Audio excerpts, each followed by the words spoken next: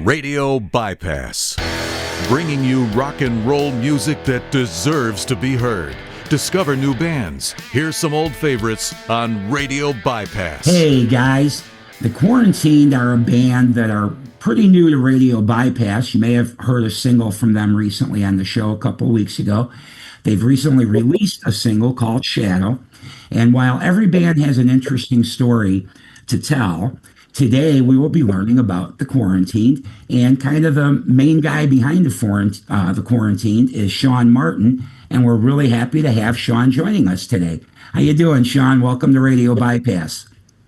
Great. Thanks, Ralph, so much for having me. It's really awesome to be here. Oh, man, it's awesome to have you here. As you may have just heard me say, you're relatively new to my ears, wasn't aware of The Quarantined until just recently, and I thank your management company for making me aware of you, because I absolutely love Shadow. I think that single is great. But also reading a little bit and learning a little bit about you. Like I said, every band's got an interesting story to tell, but yours intrigued me even a little bit more, I guess, in the sense that a lot of what I read, you're a veteran, so thank you for your service to this fine country of ours. And looks like you were dealing with some PTSD, and music seemed to be your method for dealing with that. So I'm very interested to hear your story. So how'd you get started? What's the story on The Quarantined? So, so I originally. I know I threw a lot at you. Yeah, I'll try to go. So I came up with The Quarantine in 2011, and I wrote Shadow, Where Did You Go, and Ballad of a Dead Man. And these are songs that you can find on our Bandcamp or on our SoundCloud. They're very old recordings though. And we wrote them, and I brought them to a couple of friends of mine, and then they recommended some people that I start working with in Los Angeles. And I had graduated from Musicians Institute in 2012. And by then we were already playing live at all of the different venues on Sunset, and even playing out in other weird places around Los Angeles. Right. And doing as many shows as we possibly could, And as The Quarantine, also, even then. As The Quarantine, yeah. Okay. Yeah. And we were trying to do recordings as well, and going to small, the first iteration of our recording started in a guy's house where he had maybe some panels up on the wall, but other than that, it was, we were recording in his house. Right. And then eventually we got working into bigger studios because we could put a little bit more money behind it.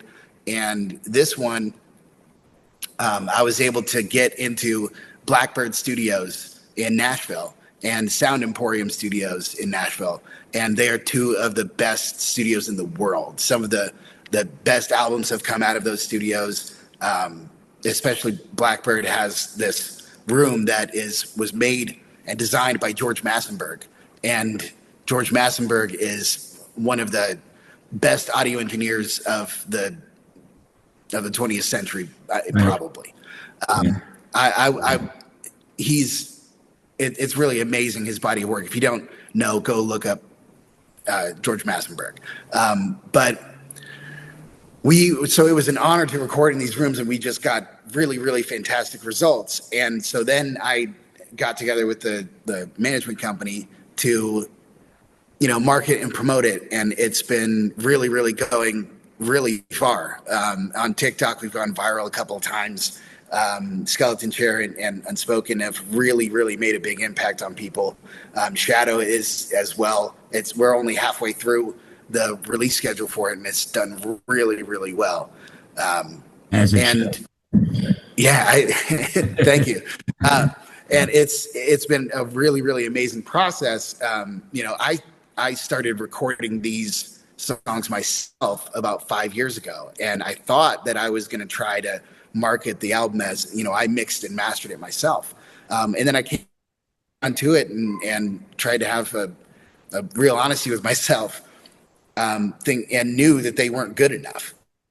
And so then that's when I took them to the major studios to get them done as and high quality as possible. Right.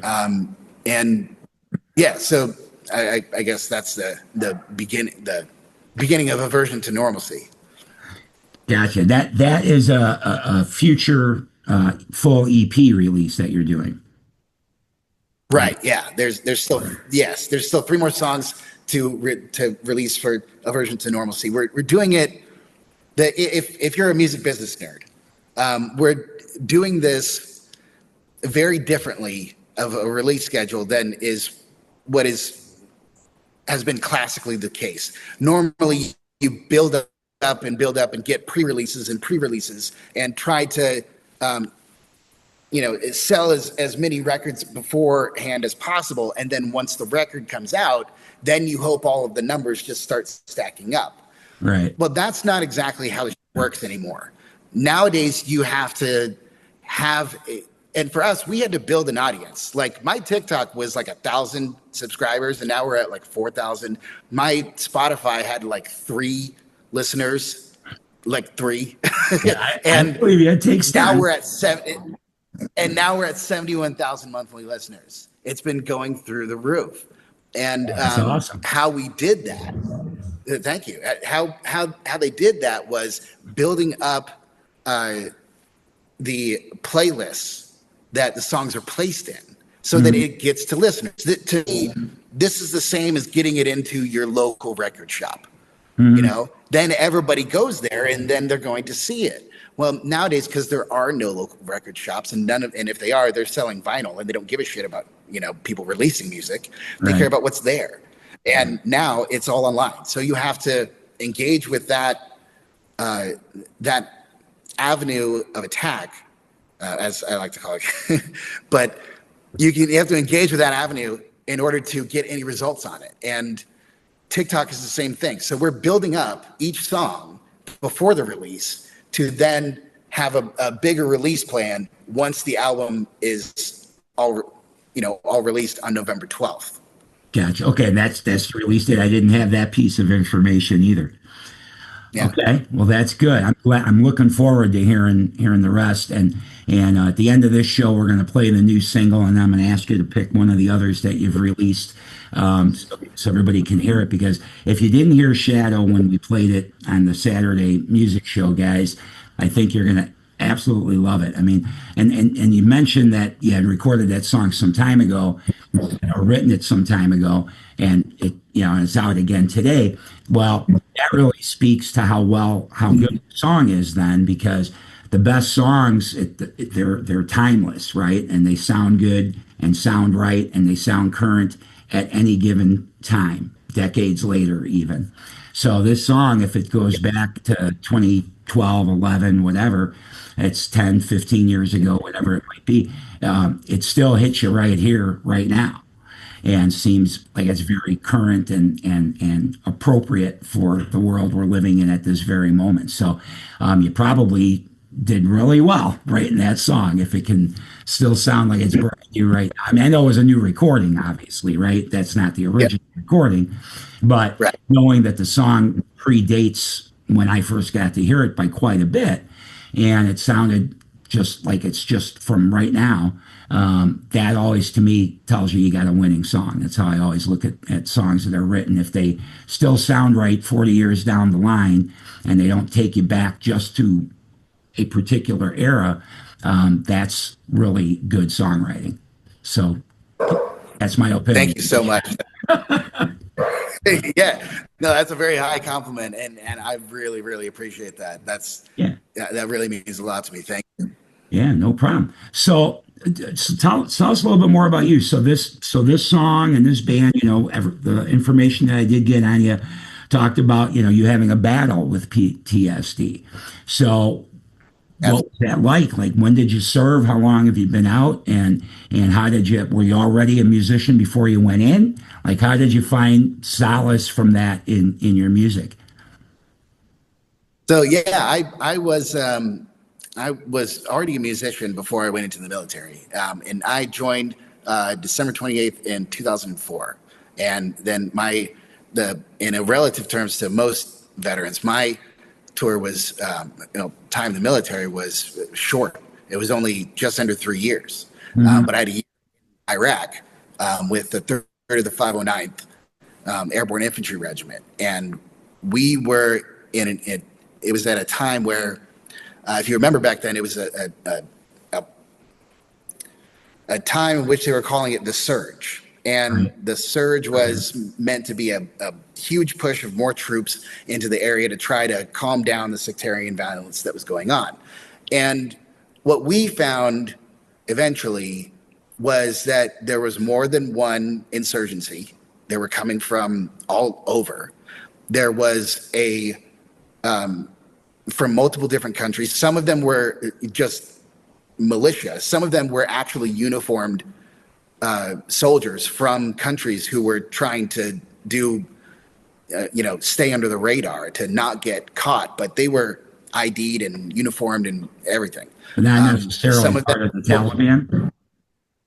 No, I mean, I was in Iraq, so the Taliban wasn't there. This was the insurgency in Iraq.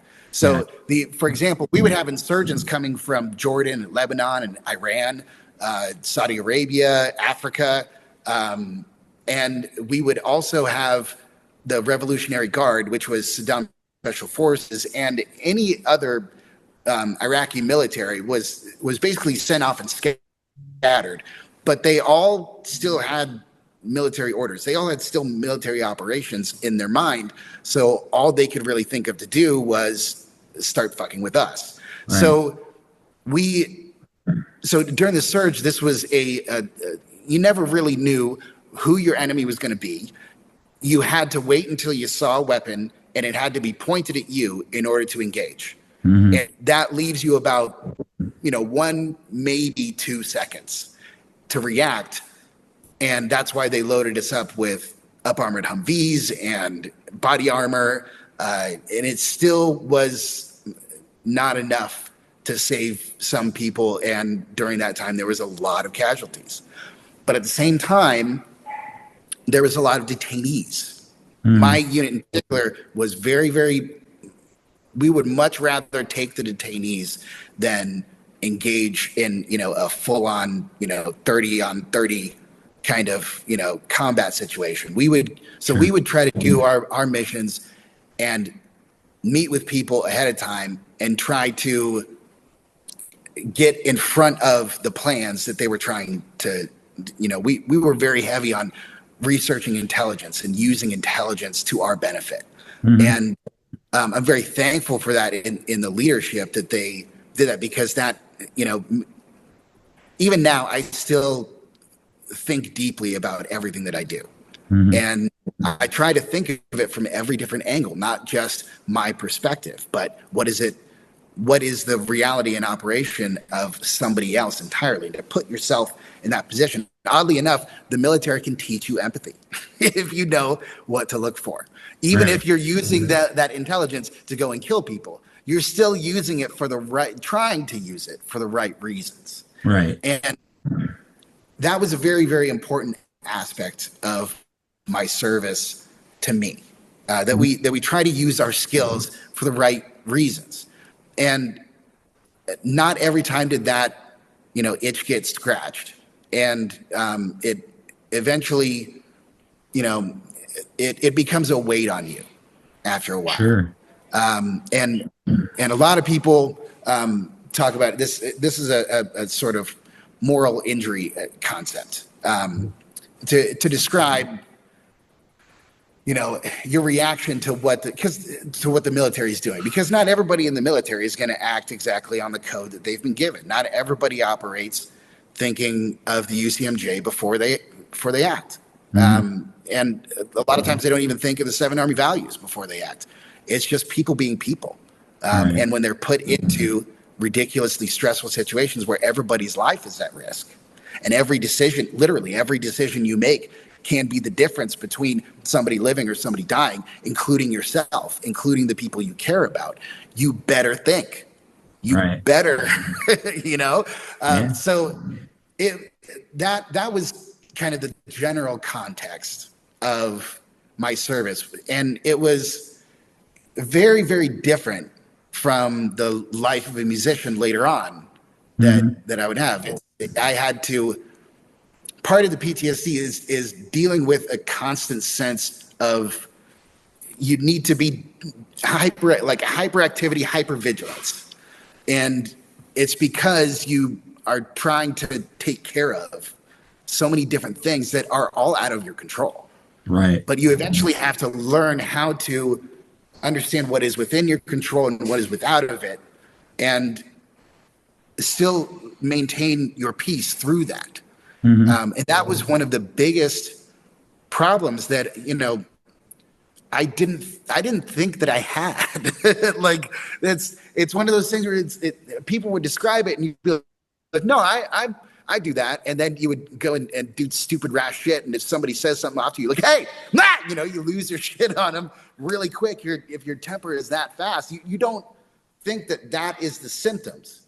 Right. But it becomes part of the disorder if you don't confront it. So that was something that became so.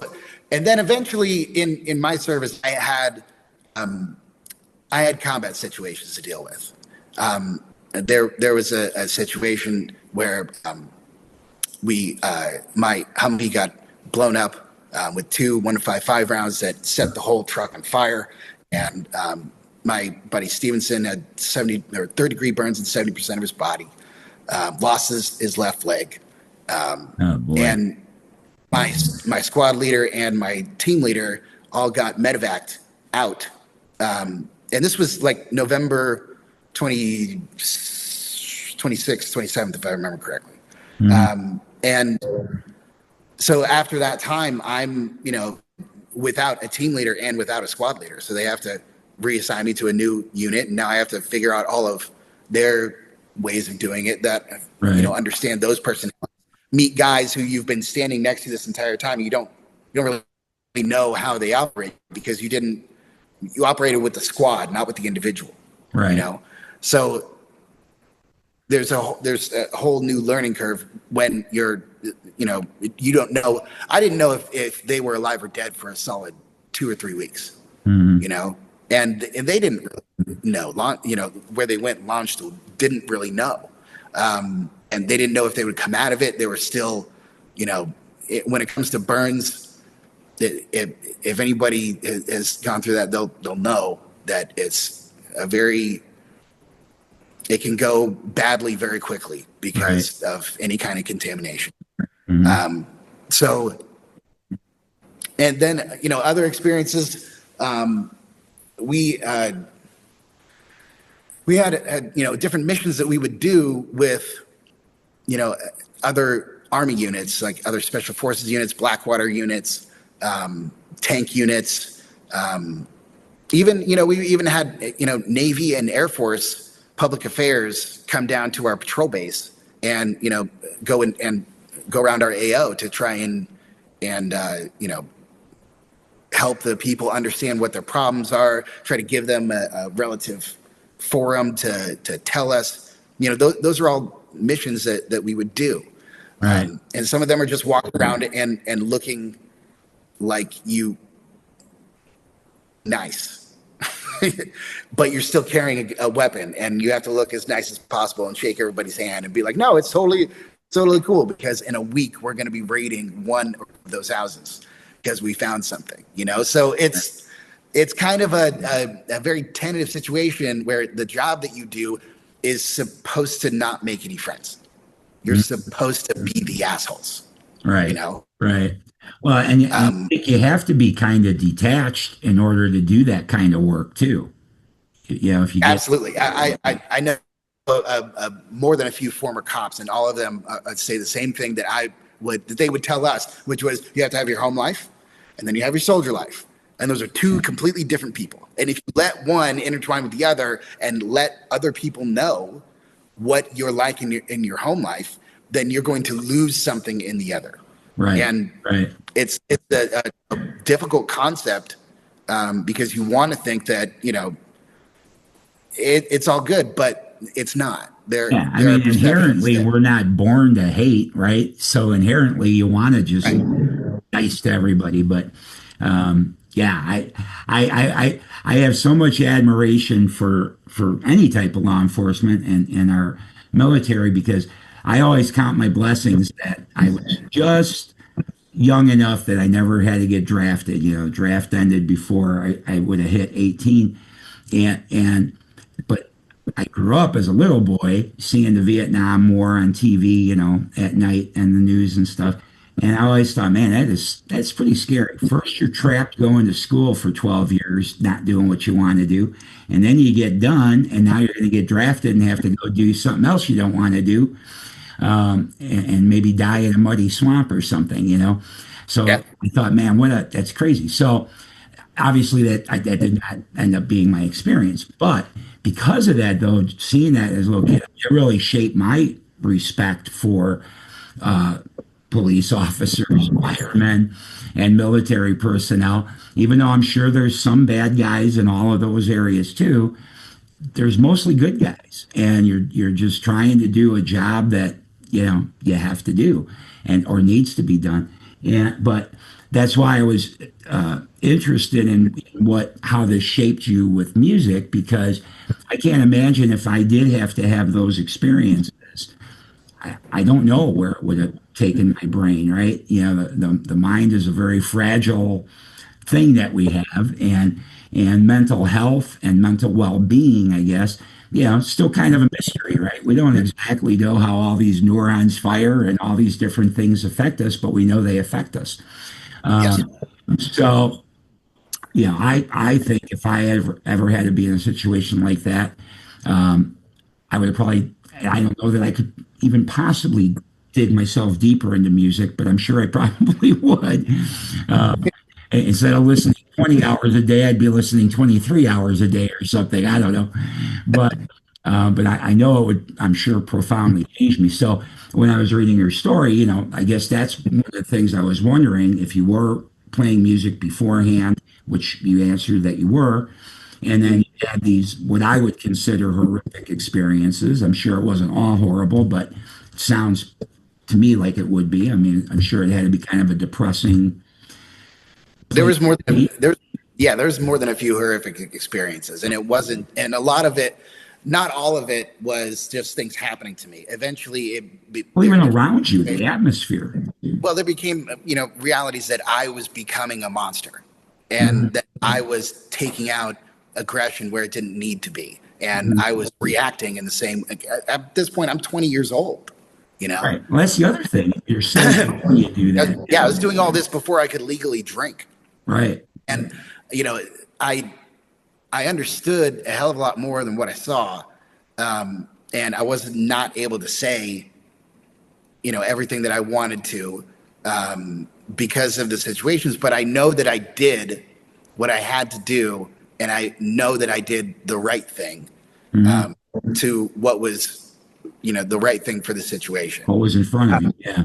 Yeah, and at least I know that, and there's a lot of times where it very easily it could not have been that. Hmm. I know more than a few. When you go to group therapies through the vet center, and I've been to them all across the U.S. now, and you meet all different kinds of combat veterans, and each one has a different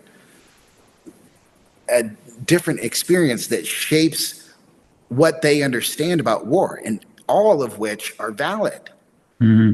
all of which are just a window into the larger picture. Right. And to truly be able to see it and understand it is a privilege. And at the same time, it's kind of horrifying. Yeah. And I can definitely understand that. I mean, it sounds like, as weird as this is to say, I guess it'll sound kind of weird that you were lucky because it seems to me from hearing your story so far that there was some part of your brain that you were able to know, hey, I do need some help. I do need to talk this through or whatever you did to reconcile whatever you were feeling. It sounds like you had still that part of your brain firing, and I don't know that everybody can do that. yeah, it fired, and it cost me though. The military did not react kindly to me saying, I know I need help. And at that time, the military did not understand what PTSD was. It was a new Why word. would they not react well? What's wrong with that? They saw it as, Does it make you weak? Is that what they're saying? I mean, I don't yeah, get it. yes, they called it the pussy disease. That's so sad. I know, but that was my reality. It sounds like it seems like it's, a long time ago maybe, but that's fucking lucky, because I have been dealing with people acting out of ignorance and speaking out of ignorance on this ever since I fucking understood what was happening to me. And I've heard it from everybody people who were officers, enlisted, didn't matter what rank they were, from civilians, from veterans. And it's only the people who have truly killed somebody and come back from it that truly fucking understand what I'm saying. And it's hard to deal with that sometimes, but I have learned, and I'm very proud that I have learned to control myself in a way to understand where that person is at, and to not be condescending to them, to allow their ignorance to be the starting point of where they begin learning. Right. And because there was always a phrase that one of my NCOs would tell me. He would ask me if we were fucking up and having to do push-ups. He would say, "Are you ignorant or are you stupid?" Because ignorance can be fixed. Stupidity, then I'm just sorry for you. And I found that to translate very well to the civilian world. Yeah. Oh, yeah. I'm sure. So once you find out which one is which, then it disturbs me to hear that, because then that probably means that there's probably a whole lot of guys that have this, I don't call it a mental problem, but this mentalness of what they experience, that don't want to seek help then, because they don't want to be viewed as something less. And then they just are trying to swallow all that and probably get worse as time goes by instead of getting better. Yes, it is one of the terrible. biggest problems. It's one of the biggest problems. Look, okay, so my one of my squad leaders did not get in front of all of the things that had happened in his 20-year career. And there was a lot of different things. He had multiple deployments, multiple injuries, multiple different times. He was dealing with it in the stoic way that he knew how. And I always admired the way that he dealt with things. I thought that he was an example, and he was an example on how to act, on professionalism, under fire. He was fucking fantastic. But later on, he had to start reaching out to his family because he didn't know why he would have crazy emotional reactions to things that just didn't match up to what was going on in his life. And he started to reach out and started to get into therapy. And then he started made a few posts on Facebook where he's like, I get it now. I finally get about understanding yourself and a little bit about mindfulness and how I don't need to be this caged being anymore. I can let myself be myself.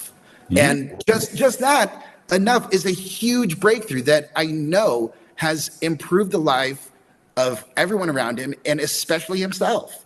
And it's allowed him to continue and to live life to the fullest, which is what he absolutely deserves.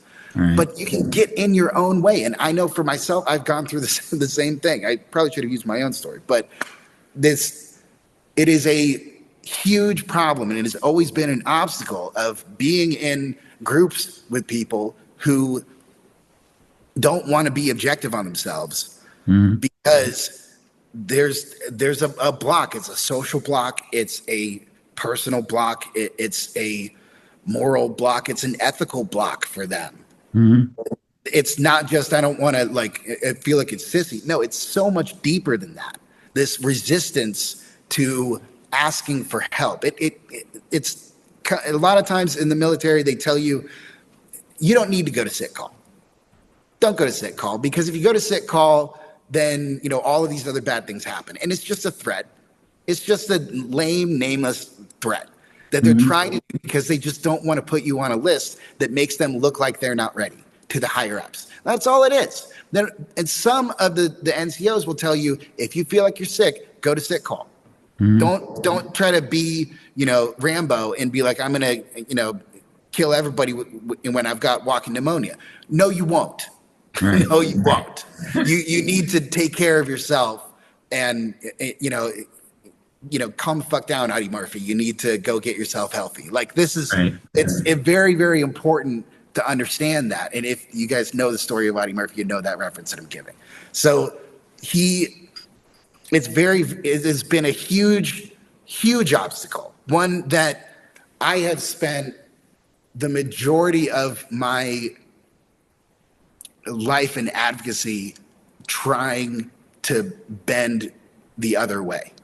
And I know a lot of people who have who have amazing stories of them asking for help and turning their lives around.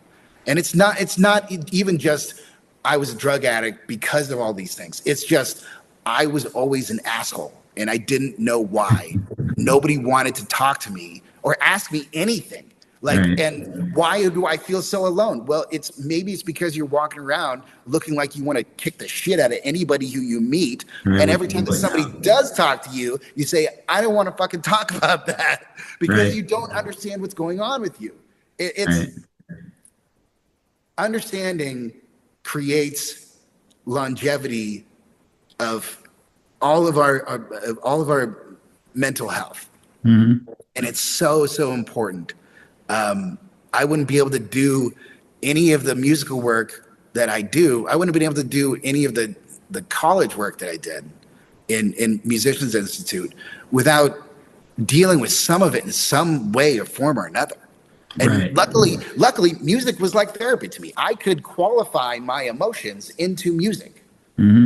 That gave me so I know the A minor chord sounds sad. What I feel when I play an A minor chord, that's sadness. Oh, so if I'm feeling sad when I'm not supposed to be sad, and I'm feeling, in a minor tonality, then now I understand. Oh, something is fucking with me, and it's probably me. It's not the other people. It's me.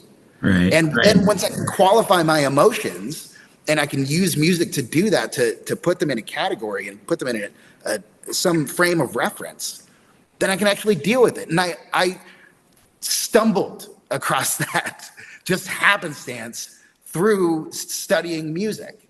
And it was a really beautiful thing, but it made me realize that this thing that I knew that I wanted to do and put off was always going to be in me. It didn't matter what I was going to do. Everything else was just cursory to doing music. It's just waiting. If I had a job, that job is just me waiting in order to turn around and do music again. Right. So that's how I know I'm definitely in the right business, because I can't, everything I relate to music. And Right, sure. it's become a wonderful thing for me. And also, there's part of a story. It's part of telling a story. And once I learned how to, sharpen those skills in Musicians Institute too, then I knew that I had something more than just, a catchy riff, more than just, a series of, a song structure that was appropriate. This was a true delving of a true expression of soul. That's what I wanted to, that's the kind of music that I wanted to be a part of. I didn't just want to do the, play, covers over and over and over again. I wanted to give something to show something that was unique. That was, because I don't know how many combat infantry veterans are musicians, but I'm pretty sure the number is pretty small. I've seen a few, and they're all really, really good. Every single one of them, I can tell their level of discipline is through the roof. And I'm like, yeah, they're representing it well. Right. And it's always been a great thing to see. Well, I think it's good too, because as you're telling all these stories here, I'm thinking to myself, man, you could do two things for your fellow vets. You could take your band and go play a show at a veterans hall or something, and also be a motivational speaker as well. Oh, For mental health. Seriously, yeah. because if that's the military's take on PTSD, that somehow that makes you less, and then that would take somebody that is suffering from it and not wanting to seek help for it. If you can turn that around for even one person, what a gift you've given. So imagine you could do that through music and through like the story you just told. I mean, I don't know if there's any vets that are going to hear this, but if there are, and if any of you are vets and are listening to this, please let me know if this inspired you in any way, because I have to think that it would. So that's some of what's going through my mind. But so Musicians Institute, that came post service. Then you went to school after, right? Not prior. Right. Yeah. You were so young when you went in. So Yeah. when you got out, and did you go there right away? Was that your transition out of the services to going to school at Musicians Institute? Yeah, it was. I did take a brief detour because I thought I was going to go to Minnesota. There was a music school called McNally and Smith that was, yeah, I thought they were, a contemporary music school, but a kind of weird little mix up happened where I went and did the audition, and the guy who gave me the audition told me that I sucked. Told me that I needed to know more in order to go to this school. How did they even let someone like me audition for this is beyond him. There's no fucking reason why you should be doing this. I'm pissed off you're even here. Oh my God. And wow, so I was like, a nice warm and up. so I went home after that and I was like, well, fuck those guys. I mean, I don't know what else to say, but if they don't think I'm good enough, then just give me a little bit of time and I'll fucking show you. And they called me 2 weeks later and said, why aren't you in classes? And I said, well, I was told I story. suck. Yeah, let me tell you a story. So I told them and they were like, oh, we're so sad. We're so sorry. That probably shouldn't have happened. I'm like, well, it did. So whatever. And I started looking around in Minneapolis and St. Paul to find bands to play with. And I played with a few, auditioned for a few, had some pretty funny stories where I auditioning for a cover band and they set up a camera and I get red light fever. And I forget the lyrics to Enter Sandman, the opening lyrics to Enter Sandman. And on camera. That light exited right out of your head. Yeah. So that was my audition. I had to pick it up because I forgot the first stanza of Enter Sandman. It was bad. But then after that, I went and auditioned for Musicians Institute, and they let me in, and they told me, oh, it doesn't matter that you don't know 5 different modes of the guitar. We're going to teach you. Mm-hmm. If you know 2, that's enough. And you know 2, so good enough. You'll get there. And I did. And eventually I did. I started I learned everything that I could about the guitar and music and putting it all together. And there was nothing stopping me from learning except for myself. Mm-hmm. There's a wealth of information in that school. And when I was going there, there was a lot of teachers there who were there with a huge dedication to the concept of giving everything that they can for their students and letting them learn everything that they want to. Mm-hmm. And it was very, very much if you just knew what to ask for, it was a buffet of everything you needed to know all the time. And it can be really overwhelming. But the teachers that they had there, I still admire and look up to in their professional career and in their teaching career. Mm-hmm. That's awesome. So was the quarantine formed while you were going to school there, or did that come after? Actually, yeah. The first 3 songs that I wrote Shadow, but I set it aside because everybody who I showed it to couldn't play the riff. They were just like, they would just have too much trouble with it. And after a while, I'm like, well, if you're, let's just try something else. Let's make it easy. And if you don't get it, you don't get it. I'll wait until I find the right person for it. So I had these other songs, and so I let them go first. And it actually started in the independent artist program. And it was actually the second time that I did it. So I was able to use my GI Bill and Chapter 33 vocational rehab to pay for music school. And that I wouldn't be here without that. Right. It's such an important program. And back then they would let you use vocational rehab to go to music school. And now they don't. It's become very, very strict about what because so many people did it and then just didn't do anything with it. Right. And they learned how to play guitar on their couch is really what ended up happening. But I put it upon myself to learn every bit of the music industry and how it operates, what to ask for, what kind of money do you need for this, what kind of people do you need for that. They're all very, very specific needs. You can't have a person who's a self-serving narcissist be your manager. Right. It doesn't work that way. Maybe you can have a self-serving narcissist as your lead singer, maybe, but we know, and everybody right now should be going, oh yeah, yeah, because you've probably experienced that, and it sucks, and you'd rather not. So but the idea is you want to have people who are aware of themselves, aware of how they are, and have a need to demonstrate and maintain professionalism. And that to me is from the military. And I found, and most of the teachers who I would, talk with about integrating the concepts that I had in the military with music at large and how to be a musician's musician, be able to talk to them and not sound like I'm barking orders, like I'm a drill sergeant. That was, I had to tone myself down a little bit.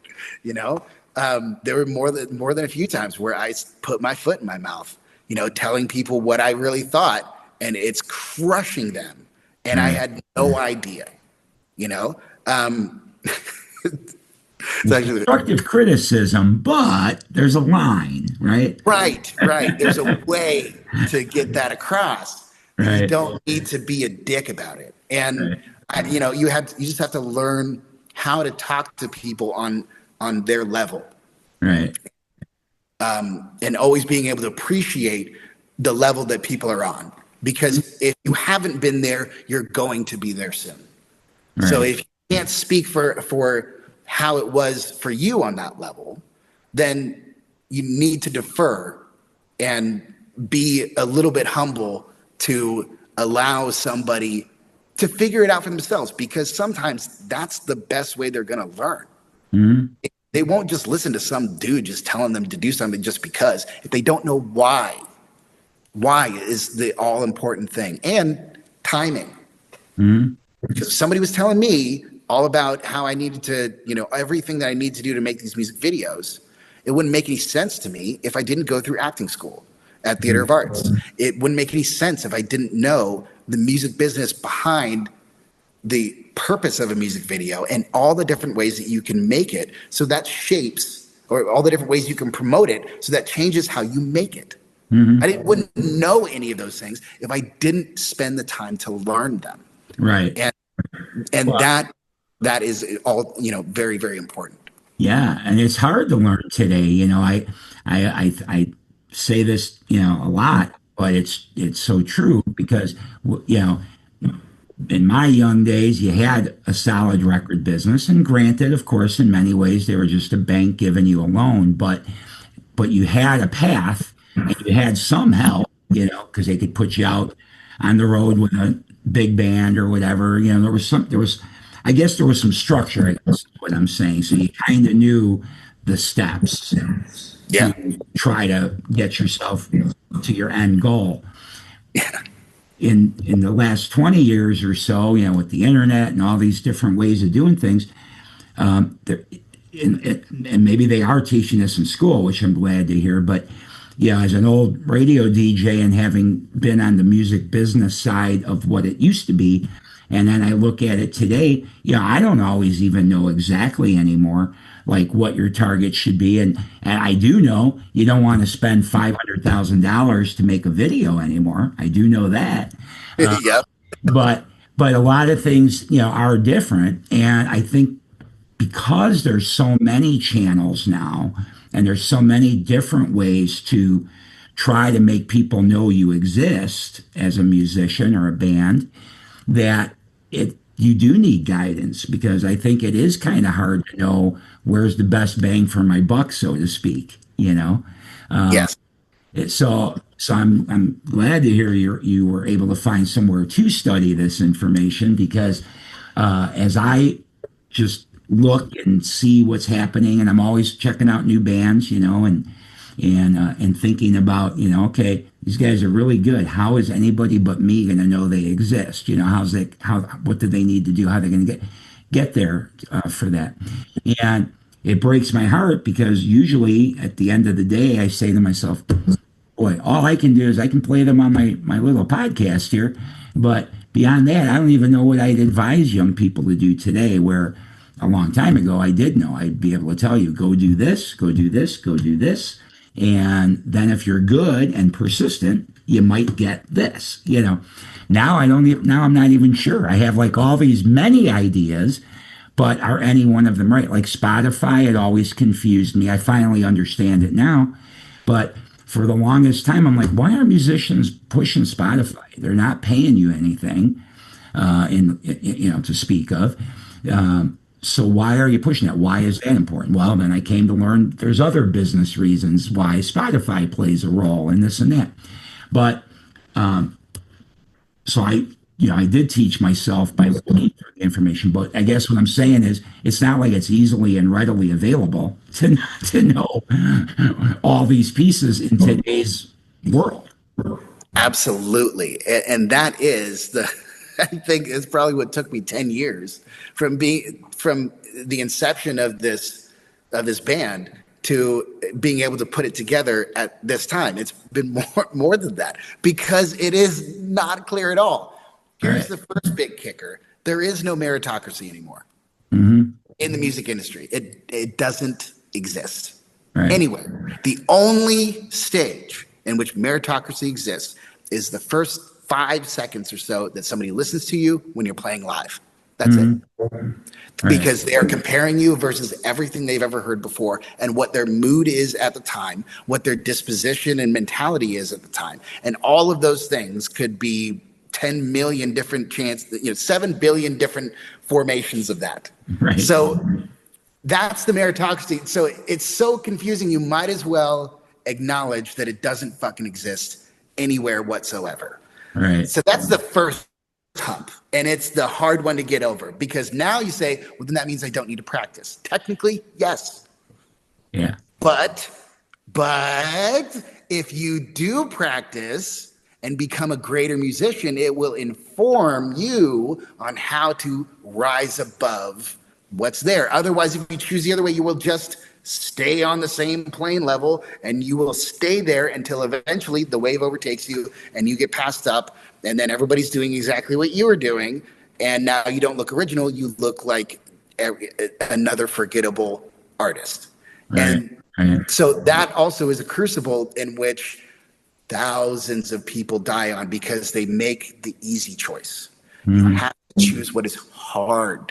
And when you choose what to know and to understand what is the more difficult thing to do, not what's more expensive, but what's the more difficult thing to do, and dedicate yourself to do it, then eventually you will come up with results once you orientate yourself in the right way. The right direction. So, for example, a key part of the music business nowadays is video, TikTok, YouTube. They operate on content ID. That means you have to register all of your songs. If you put out a cover, you just playing a cover that is your original cover, what are you going to do with it besides just put it up on TikTok? Because they can reference the audio that you release on TikTok because it's given its own ID. But at the same time, that creates a shit ton of problems because the original audio is also tagged. So now they have to differentiate, and not just by the artist, but by the version of the song. Right. And then if you look at certain songs, you'll see that there's like 15, 20 covers of the same song that my people never even would ever hear of. It's because they did a live version of it sometime, and TikTok still qualifies that and puts it in its own category. To do that in a record store would drive people insane. If they did that in the old days, it would drive people nuts. They were expecting a standard of content based on what was recorded. So I think for me, I made it a standard for myself to get the highest possible recording quality that I can. That means in performance and in engineering. And I've tried my best to learn it for myself, but I still have to defer to experts because they know more than I do. And it's taken them a lifetime in order for them to know that. And it's about time that we as musicians start respecting masters. If somebody's a master at something, that means that they can do an extremely difficult thing in no time at all because they've done it thousands and thousands and thousands of times, and a lot of which has been the wrong way. And that's how they know. Right. It's so important for us musicians to understand that, because that level of discipline, if you're coming in and saying, I've got some songs and I kind of know them and I'm ready, you are nowhere close to that level. You're nowhere close. If you know every single second of your song and every single part that everybody else is going to play, and you can play the drum parts and you can play the bass parts and you can play the guitar and you can sing and do the background vocals and all of that, that's still barely coming up close, kind of close to the level of expertise it takes to make a record and make it sound ultimately better than anything you've heard before. That's how deep it really goes. Yeah. And it's so important. It's so important for young artists to put an effort, a true effort, into becoming recording musicians before you become live musicians. Because truly, the record is going to fuel what you play live. If everybody knows your music, why would you always rely on covers? But if they don't know your music, then you have to rely on covers, because otherwise, maybe they won't understand what the hell you're even playing. Right. That's what happened to Jimi Hendrix. If everybody thinks, no, they'll get it. No, they won't. No, they won't. Right. Because people who heard Jimi Hendrix for the first time thought the dude was insane. Right.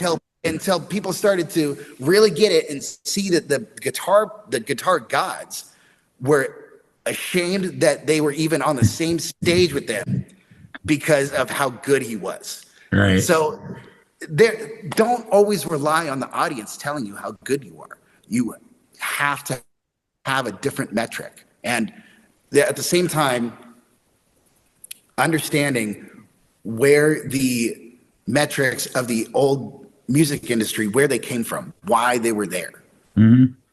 So that you can try to carry on a sense of meritocracy with yourself. If nobody else is going to do it, you have to maintain it for yourself. That means you have to constantly push yourself to become better at everything, not just at your instrument, but a better person, a better negotiator, a better being able to profile people better, a better interrogator. You need to know how to negotiate everything that you do, which means you need to know what to ask for. And if you don't know what to ask for, you can't negotiate anything. Right. Very true. So all of these things have nothing to do with actually playing your instrument. Right.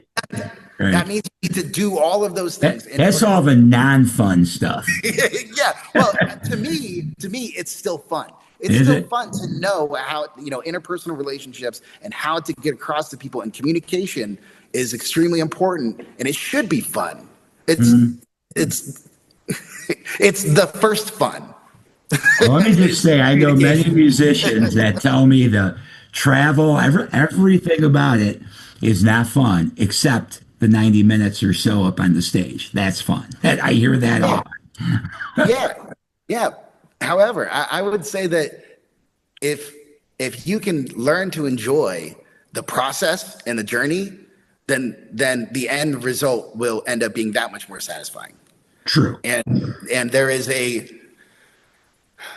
nowadays we also have okay, so we also have to adjust our expectations as new musicians. We if we're just coming into the marketplace, we have to adjust our expectations. We can't say we are going to be Guns N' Roses in 6 months because you're not ever going to be Guns N' Roses. All right. I don't care if you are Slash's son. I don't care if you are Axl Rose's daughter. It doesn't matter. You're not going to recreate because the environment that they created in doesn't exist anymore. Right. It's not there. You have to create your own. And if they and everybody who's smart about how they create their musical persona will create it that makes it enjoyable for at least the people you play with, at least. Right. Because there's got to be a sense of trust and understanding. So you have to adjust your expectations in that there is no Tower Records anymore. There is no meritocracy. There is no record label who's going to discover you. There is no A&R person who's going to come in and give you a $200,000 loan and make you feel like you're a rock star and then hit you with a bill and then you stay in debt for the rest of your life. Right. That does exist. That does exist for sure. And you need to know how to not do that. You also need to know all of the different ways in which people are going to fuck you over because I have found it's about 50-50. Yeah. Legitimate people That might in be the industry. that might be generous saying 50. That might be fucking generous. Yeah. Because honestly, my experience, I have gotten, ripped off. I listen to It's a Long Way to the Top, If You Want to Rock and Roll by AC/DC all the time. Every single time that something doesn't come through, it didn't happen. If it was my fault, if it was somebody else's fault, it doesn't matter. But there are so many times in which you get crushed. Other people lie to you. Other people deceive you in every single way that they can. Unfortunately. Because it's just what they wanted to do. The reasons why they did it don't matter more than how you choose to pick yourself up after it. That matters more. Right. So I would say, know how to sniff out bullshit. Have your bullshit meter be really high, and that means you need to be educated. So if you're going to be a musician, you need to love to learn, like love it. The process of learning, every different way that you can learn, like you need to be in them all of them. And if you're able to handle all of that, then I think you're qualified to be a musician. Right. Other than that, if you don't understand those things, you're kind of fucked. Right. And that's a hard razor. I want to turn our attention back to the quarantine because we've done a nice thing for veterans. We've given them some good things to think about. Aspiring musicians, we've given them some good things to talk about or think about. Now let's talk a little bit more about your band because that's why we're together mainly. Shadow bringing us together. So the quarantine. So you're based in Nashville, is that correct? Yes. Okay, and you have a set band, or is it you and different players? Depending on the date that you might be playing, or you have a set band, and if you do, who else is in the band? Well, right now, I don't have a set band. Right now, I have the musicians who played on the record. They were session musicians from Nashville and in Los Angeles. Gotcha. I would love to have them and play live, but I don't know if that's going to happen because they probably make more money doing session musicians than they would doing a tour with me. Probably, yeah. I'm willing to bet. Even if it does really, really well for a new artist, I'm probably still going to fall under that. But I'm prepared to go out and, just myself and play, play these songs acoustically to try and, do it like a more intimate sort of, conversational type show. that's something I could do. But I also want to do like a theater show, a full on with props and sets and, a whole, regimented show that you could place up next to, anything in Vegas if you really wanted to. That's something I want to do as well. But I have to see what the viability for those things are, who's available. There's a lot of questions into how the live show will go, but I can also choose to do it guerrilla, just go out with me and make it happen. Right. Get a booking company or try to try to set it up, but just for myself. But I would absolutely love to, hire a new band, and start a process to let musicians really delve into this stuff and start making, new music entirely. That would be fantastic. I would also love to see a version of Normalcy play out and, end up on Lollapalooza and end up in, all the big festivals in America and the UK and Australia and everywhere else. It doesn't matter. Right. I'd love to see that. And I'm going to do my damnedest to make that happen.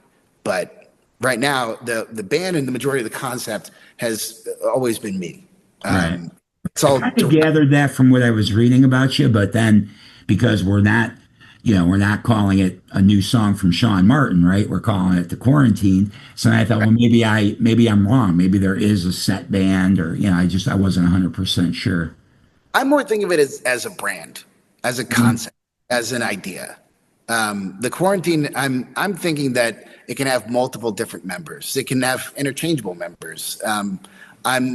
But it's all going to be based off of the musical, ideas and concepts that I bring. But I also want to be able to incorporate other people's ideas and concepts into it that are still on brand.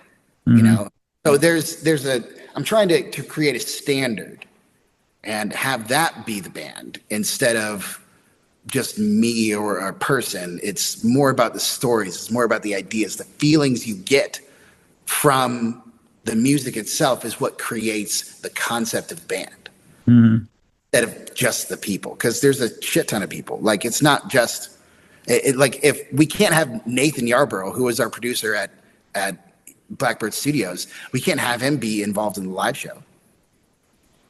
He's got more records to make. So that's not a possibility. So that means his influence won't be there on the sound, which means I need to get somebody can understand and recreate that live. Right. Then it's part of their show, then their name deserves to be on the marquee for whatever we do. So it's hence the Quarantined. Yeah. Gotcha. And I didn't get a chance to look because I've been in a crazy period right now with a lot of different traveling and stuff. So I'm kind of thrown off.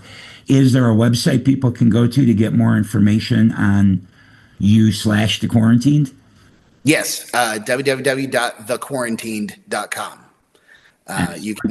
That's our main website. It's got all of our information, recent press articles, social media connects. The music itself, a lot of videos. We're going to be posting hosting our music videos through there, especially the ones that are coming out soon.